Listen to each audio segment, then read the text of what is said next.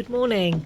So that was just a sneak peek into my garden, and you can always refer back to it for a before picture before you see how it progresses this summer, which I'm very keen to share with you all. So today I want to talk, just perhaps first of all just share with you what I'm doing in the garden today and what I've been doing this week in the garden. Just for those of you who are preparing to get into the garden, what I want to share is my way of thinking and how I go about things. And then I'm going to discuss a little bit more about the importance of reading, which has played a big part in my gardening, in fact in everything that I do.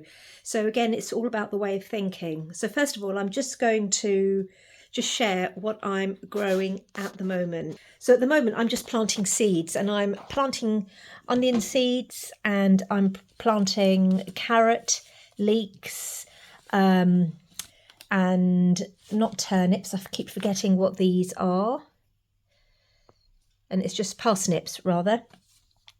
And I'm also going to be planting potatoes, seed potatoes, and garlic. Okay, now I use a biodynamic way of gardening. I don't want you to get, when I say this word, it's automatic that you might think, well, what's she talking about? Biodynamic, what does that mean? Look, it's just a name that's used for a way of planting and gardening in line with the moon's natural rhythms. What I would like to say to you that it's nothing novel, because even though we haven't heard of it today, because anything good has been wiped out of our memories, but in fact people used to plant like this for thousands of years. They didn't call it biodynamic, they just knew that they plant in accordance with nature's laws. I just want to read out some notes that I made 2 or 3 years ago when I was going through my biodynamic notebook, and explain to you how in alignment it is with certain verses that resonate throughout scripture. In my case, I'm studying the Quran at the moment, and a translation by Sam Gerrans. If you want more information on him, I'll put it down below, and I have mentioned him before. I love his translation of the Quran, and there's a reason for that. Is because it's very unbiased, and you have access, if you use the online tools, to the translations of those same verses by 3 or 4 other translators from different spheres of thinking. So you can always cross-reference, and there's a lot more to it, but now I'm digressing, so let me get back and just read this out to you about biodynamic gardening. So biodynamic gardening looks behind what nature is doing, and it gives you a deeper understanding of the laws of life. With this type of gardening, you're caring for the life forces in a very conscious manner, and in a way that is looking at a system of growing food that's intangible, which means that it's acting on an energetic level. So you can't really reason with it, and there isn't necessarily a logical mainstream version of science behind it. And what this does when it's working on an energetic level, and I would argue it's actually working with the laws of nature and of God, that it's dynamizing the food. So the thinking behind your gardening will be to not, for example, if there's disease in the soil, not how do I prevent the disease? How do I put a plaster on the problem? You don't think like that. What you think is on a holistic level, and you understand the system in which nature employs growing fruit, food and vegetable, and you consciously engage with the process of doing that.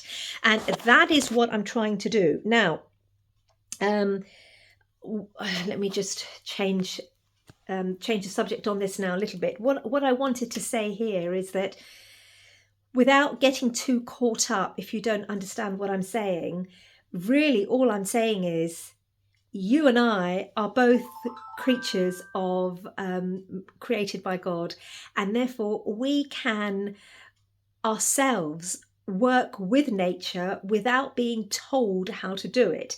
The thing about it is that today we've lost everything that we innately knew because we're not brought up on the land anymore, which is what we used to do, grow our own food, which is the most normal thing to do.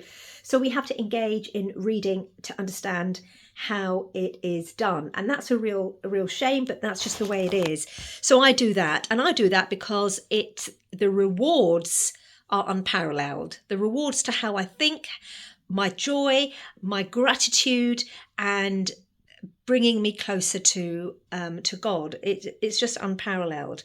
So the question you may ask is, how do I start? Well, just start reading books. Honestly, you can go online. There is so much information online. And start with one thing. So say to yourself, right, okay, Saba is planting, she's sowing onions. So I'm going to go to the garden centre. Don't worry about whether it's a genetically modified or not or anything at this stage. Just get a pack of onion seeds. I'm using a Lisa Craig or Bedfordshire Champion. Lisa Craig is very common. One of those easy to grow ones.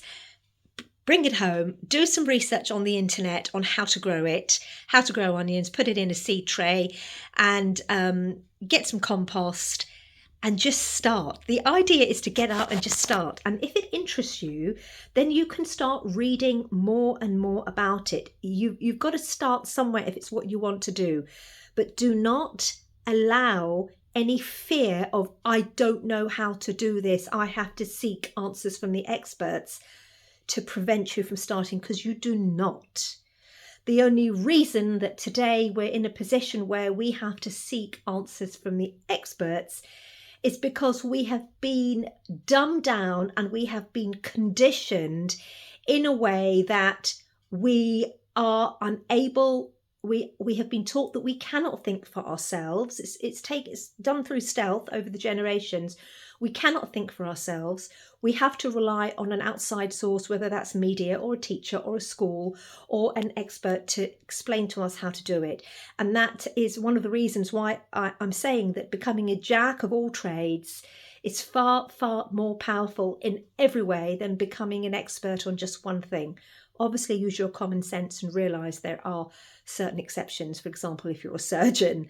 So that's what I wanted to share with you today. Now, there are two really good books you might be interested in if you're interested in taking up gardening, and I hope you are, because this is such an important part of a healthy way of life. And I would say today, with what's going on around us, economically, politically, I would say it's really not an option. You've got to be doing it.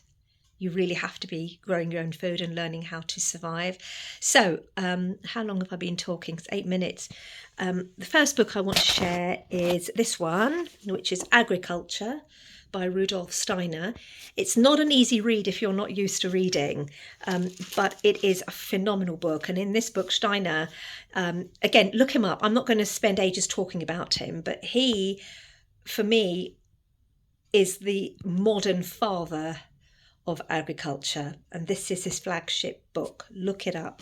And the other one, which is kind of like an offshoot, written by a lady called Thun, which is the Biodynamic Calendar. It's not like a reading book, but it explains how you can grow your food using the biodynamic way in accordance with the lunar rhythms. And I strongly recommend it. It's very powerful. Pick up some knowledge and understanding and then just go with it. That's it for today. Another long video. They're not lasting for 5 minutes. They're going on for 8, but hopefully very interesting.